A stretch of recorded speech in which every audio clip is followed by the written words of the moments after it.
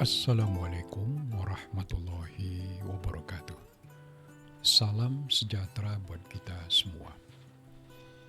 Beberapa hari terakhir ini, dunia kesehatan di Indonesia diguncang prahara dengan viralnya berbagai kasus yang disebut-sebut sebagai akibat malpraktik. Kita akan mengutip dua kasus terakhir yang diberitakan oleh dua media. TV One News melaporkan, bayi prematur di Tasikmalaya diduga korban malpraktek. Ibundanya mengatakan, lahir 1,7 kg disuruh pulang dan dijadikan konten. Kemudian Detik News menulis berita berjudul, kronologi Nani Darham meninggal diduga malpraktek saat sedot lemak. Kita tidak akan memperbincangkan seluk-beluk kedua kasus ini. Namun, yang akan kita bahas di sini adalah soal penggunaan istilah malpraktik yang berkembang di masyarakat dan diperbincangkan di mana-mana. Apa sebetulnya yang dimaksud dengan malpraktek, atau lebih tepat disebut dengan malapraktik dalam bidang kesehatan? Malapraktek medis adalah suatu istilah yang di dalam literatur berbahasa Inggris disebut dengan medical malpractice. US Legal misalnya mendefinisikan medical malpractice ini sebagai berikut. Medical malpractice is the failure of a medical professional to follow the accepted standards of practice of his or her profession, resulting in harm to the patient. Malapraktik medis adalah kegagalan tenaga profesi medis ataupun tenaga kesehatan seperti dokter, dokter gigi, perawat, dan lain-lain untuk melaksanakan standar praktik yang telah ditentukan oleh profesinya, yang kemudian mengakibatkan pasien mengalami cedera. Di samping istilah medical malpractice, Profesor Dr. Sutanremi Sahdeini, sarjana hukum, menyebutkan satu istilah lain, yakni medical negligence. Menurut beliau, dalam tindak pidana, perbedaan kedua istilah ini terletak pada mens rea dari dokter yang bersangkutan. Mens rea itu adalah keadaan batin atau pikiran yang salah atau jahat. Beliau menulis, disebut medical malpractice jika dokter melakukan tindakan malapraktik dengan sengaja atau dolus. Sedangkan jika malapraktik dilakukan karena adanya kealpaan atau kelalaian atau biasa disebut dengan culpa, disebut dengan medical negligence. Namun, Prof. Remi melanjutkan, kedua istilah tersebut di atas sudah dianggap istilah yang bermakna sama, yakni perbuatan yang dilakukan bukan dengan sengaja, tetapi dilakukan karena kelalaian. Pada bagian lain, beliau juga menegaskan bahwa malapraktik medis adalah tindakan kelalaian, bukan tindak kesengajaan.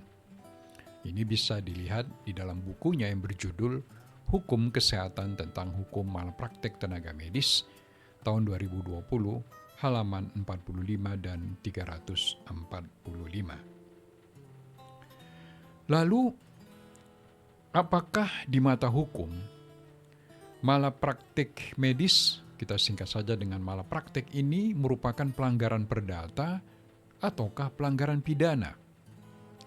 Prof. Remi menjawab, malapraktik adalah kasus perdata dan juga pidana. Malapraktik merupakan kasus perdata jika ditemukan adanya wan prestasi ataupun perbuatan melawan hukum. Dalam negara-negara yang menganut sistem common law, perbuatan melawan hukum ini disebut dengan tortious act berdasarkan tort law. Namun, di samping kasus perdata, malapraktik dapat juga merupakan kasus pidana. Menurut hukum Indonesia, gugatan perdata oleh pihak-pihak yang mengalami kerugian sebagai akibat perbuatan melawan hukum didasarkan kepada Kitab Hukum Undang-Undang Perdata pada pasal 1365 yang berbunyi, tiap perbuatan melawan hukum atau onrecht matig dat yang membawa kerugian kepada orang lain mewajibkan orang karena salahnya menerbitkan kerugian itu menggantikan kerugian tersebut. Hal ini merujuk kepada buku Probde Sutan Sahdeni, Hukum Kesehatan tentang Hukum Malapraktik Indonesia, halaman 68.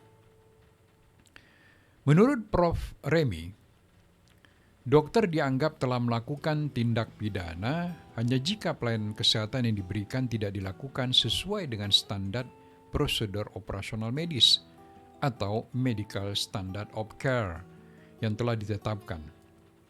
Lalu, pelayanan kesehatan yang dilakukan karena kelalaiannya tersebut secara langsung mengakibatkan cedera ataupun kematian pasien.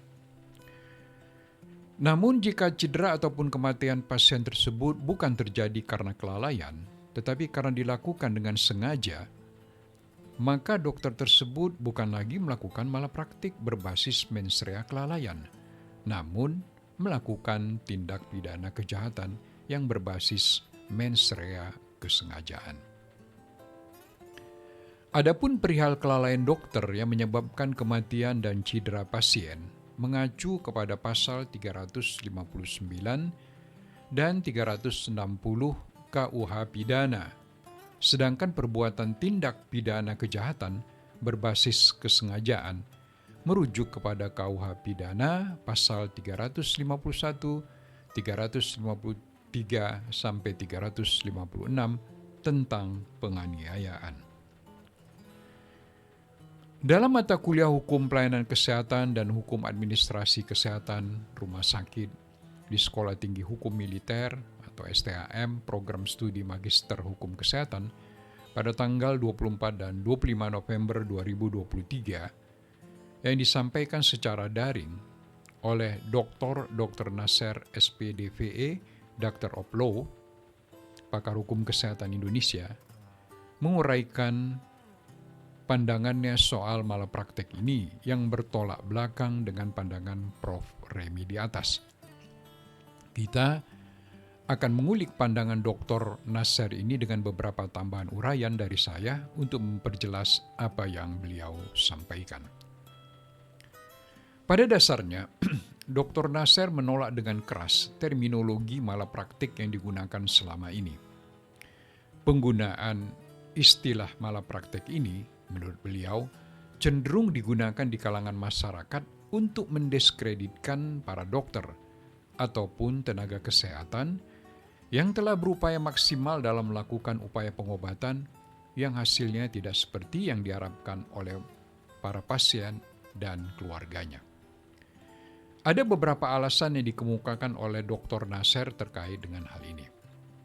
Pertama, menurut Dr. Nasser, istilah malapraktik adalah istilah yang digunakan sebagai hasil putusan hakim di dalam suatu sidang pengadilan yang tidak bisa digunakan secara serampangan di tengah-tengah masyarakat. Saya mencoba memahami pandangan Prof. Nasser ini lewat perspektif hubungan antara dokter dan pasien. Sebagaimana kita ketahui, bahwa hubungan hukum antara dokter dan pasien itu adalah suatu hubungan perjanjian, kesepakatan, yang kemudian melahirkan suatu perikatan. Hal ini tercantum di dalam Undang-Undang Kesehatan Nomor 17 Tahun 2023 pada pasal 280 yang menyebutkan bahwa praktik tenaga medis dan tenaga kesehatan diselenggarakan berdasarkan kesepakatan antara tenaga medis atau tenaga kesehatan dan pasien berdasarkan prinsip kesetaraan dan transparansi, pasal 4. Kesepakatan dan perjanjian yang melahirkan perikatan ini lazim disebut-sebut dengan kontrak terapeutik, yang berlandaskan kepada Kitab Undang-Undang Hukum Perdata tentang Perikatan atau Verbintenis. Namun, berbeda dengan perjanjian pada umumnya, di dalam kontrak terapeutik, tujuan perjanjian antara dokter dan pasien bukanlah berfokus kepada hasil dari perjanjian atau resultat verbintenis, namun kepada usaha atau upaya yang dilakukan oleh dokter dalam mengobati pasiennya atau inspanning verbintenis. Hal ini tercantum pada pasal 280 ayat 1 Undang-Undang Kesehatan Nomor 17 Tahun 2023 yang berbunyi, dalam menjalankan praktik, tenaga medis dan tenaga kesehatan yang memberikan pelayanan kesehatan kepada pasien harus melaksanakan upaya terbaik. Kemudian dilanjutkan pada pasal 2 yang berbunyi, upaya terbaik tersebut tidak menjamin keberhasilan pelayanan kesehatan yang diberikan. Ini berarti, jika dalam upaya pengobatan, pasien tidak dapat disembuhkan, bahkan mungkin mengalami cedera ataupun kematian, dokter tidak serta-merta dapat divonis telah melakukan kesalahan yang kemudian dipojokkan dengan tudingan telah melakukan tindakan malapraktik. Nah, dalam konteks ini, untuk memastikan apakah seorang dokter telah melakukan kesalahan atau tidak ketika melakukan suatu tindakan medis, haruslah dilakukan pemeriksaan yang cermat, akurat, mendalam, dan menyeluruh atas tahap tindakan yang dilakukannya dalam upaya menyembuhkan pasiennya. Pemeriksaan yang cermat, akurat, mendalam, dan menyeluruh itu dilakukan dalam suatu proses penyidikan, dan persidangan hukum dengan menghadirkan para pakar dan para ahli di bidang medis, di bidang hukum dan hukum kesehatan. Pada persidangan tersebut, hakim akan memvonis atau memutuskan apakah dokter yang bersangkutan telah melakukan tindakan malapraktik atau tidak. Dengan kata lain, istilah malapraktik sejatinya hanya digunakan di dalam putusan hakim dan tidak tepat digunakan oleh masyarakat banyak dan kebanyakan masyarakat untuk memvonis bahwa telah terjadi suatu perbuatan malapraktik yang dilakukan oleh dokter ataupun tenaga kesehatan. Menurut Dr. Nasser, penggunaan istilah malapraktik ini telah digunakan oleh para hakim di Indonesia dalam memutuskan banyak kasus, seperti kasus Dr. Stianingrum di Pati tahun 1979 dan kasus Dr. Dewa Ayu Sasyari Prawani dan kawan-kawan di Manado tahun 2012. Pada tingkat kasasi, Dr. Stianingrum dinyatakan bebas dari tuduhan malpraktek oleh Mahkamah Agung setelah diputus bersalah oleh Pengadilan Negeri Pati yang dikukuhkan Pengadilan Tinggi Semarang pada tahun 1981. Dalam hal ini, Mahkamah Agung telah menggunakan pengertian malapraktik seperti yang dipahami sebagai berikut. Seorang dokter dinyatakan melakukan malpraktik jika ia tidak bertindak sesuai dengan standar profesi yang berlaku untuknya. Hal ini dikutip dari presentasi Dr. M. Arif Setiawan Sarjana Hukum MH pada seminar mediasi dan perlindungan hukum bagi dokter Fakultas Kedokteran UII Yogyakarta tanggal 17 Desember 2016. Beberapa pertimbangan atau amar putusan Mahkamah Agung yang diputuskan di tingkat kasasi telah menyebut-nyebut soal malapraktek ini. Di antaranya ialah putusan nomor 1880 pada kasus luka bakar di RSUD Belu tahun 2016. Di sana dituliskan bahwa para tergugat tidak melakukan malpraktek kedokteran dalam melakukan penanganan medis terhadap pasien. Yang kedua adalah putusan nomor 352 tahun 2010 pada kasus operasi katarak di Palembang. Disebutkan bahwa penggugat tidak dapat menuntut dokter tersebut yang diduga melakukan malpraktek atau medical malpractice, atau kelalaian medis atau medical negligence sebagai tindakan melawan hukum atau onrechtmatig daad. Yang kedua, istilah malapraktek ini tidak kita temukan di dalam peraturan perundang-undangan di Indonesia. Bahkan, peraturan Menteri Kesehatan sekalipun tidak ada yang menyebut soal malapraktek ini. Demikian kata Dr. Nasser. Prof. Remi sendiri pun mengakui akan hal ini dengan mengatakan, istilah malapraktek dalam bidang kesehatan tidak dijumpai dalam undang-undang dan perundang-undangan lainnya di Indonesia. Istilah malapraktek bukan merupakan istilah resmi. Artinya, istilah tersebut tidak digunakan oleh undang-undang dan berbagai peraturan perundang-undangan lainnya di Indonesia. Alasan Prof. Remi untuk menggunakan istilah ini adalah karena istilah ini sudah lama digunakan secara luas oleh masyarakat Indonesia, telah digunakan secara luas di dunia internasional dan untuk kepentingan mengisi kebutuhan akan peristilahan dalam ilmu hukum di Indonesia. Dalam hal peristilahan yang dimaksud belum ada. Yang ketiga, Dr. Nasser mengatakan bahwa terminologi malapraktek ini lazim digunakan di negara-negara yang menganut sistem hukum common law seperti Irlandia, Inggris, Australia, Selandia Baru, Afrika Selatan, Kanada, kecuali Provinsi Quebec, dan Amerika Serikat. Sementara negara kita menganut sistem hukum civil law. Terminologi malapraktik digunakan di negara-negara common law, khususnya pada tort law atau hukum perdata di sana. Istilah ini dinisbahkan kepada kelalaian dokter atau tenaga kesehatan saat melakukan tindakan medis terhadap pasiennya. Sedikit tentang tort law. Tort dalam bahasa Inggris diartikan dengan perbuatan melawan hukum. Disebutkan di dalam The Etro Partner Attorney's Law bahwa tort law in healthcare involves medical professionals and patients. Legally speaking, a tort occurs when a medical professional acts in a negligent manner and injures someone in their care. A tort is different from a criminal act. Tort is a legal term for medical malpractice. Since torts are not criminal acts, torts are handled in civil court. Tort law atau hukum tort di dalam pelayanan kesehatan itu mencakup profesi tenaga medis dan pasien. Secara hukum, tort atau perbuatan melawan hukum terjadi ketika tenaga medis melakukan kelalaian atau negligence dan menyebabkan cedera pasien-pasien yang berada di dalam perawatannya.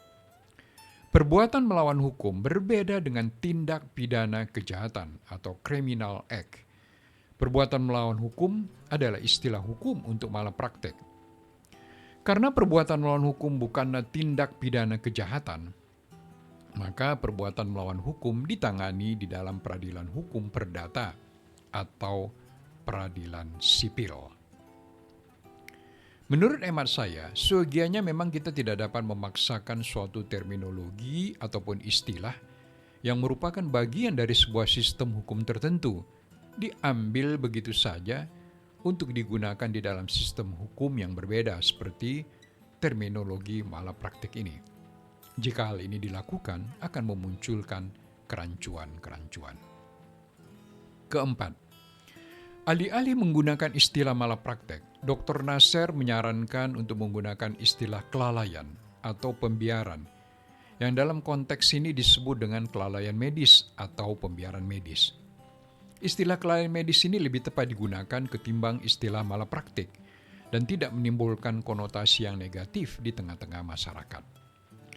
Istilah kelalaian ini pun sebetulnya dapat kita temukan di dalam aturan perundang-undangan seperti Undang-Undang Kesehatan Nomor 17 Tahun 2023 Pasal 193 yang menyebutkan rumah sakit bertanggung jawab secara hukum terhadap semua kerugian yang ditimbulkan atas kelalaian yang dilakukan oleh sumber daya manusia kesehatan rumah sakit.